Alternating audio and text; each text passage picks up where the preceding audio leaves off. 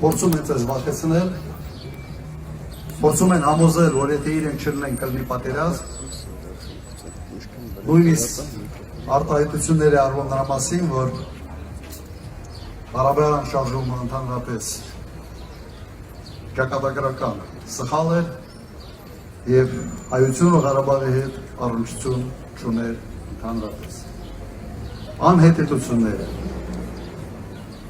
Ես ծնվել մեծացել եմ Ղարաբաղում։ Երբ մի ժողովուրդ մի տեղ ապրում է, այդ ժողովուրդը իր ապրելու տեղը հետք է թողում։ Հետքը դա պատմամշակութային ժառանգությունն է, դա եկեղեցիներն են,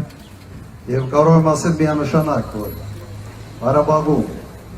բացի մզկիթից Շուշիում, որևէ այլ մշակութային ժառանգություն, պատմական ժառանգություն Ադրբեջանը չուներ։ Երբ Հայաստանի ղեկավարը ասում է այդպիսի բաներ, սա նշանակում է, որ ուզում է դուր գալ մեկ ուրիշին, ծառայում է ոչ թե հայկական շահերին, այլ ծառայում է Ադրբեջանի շահերին։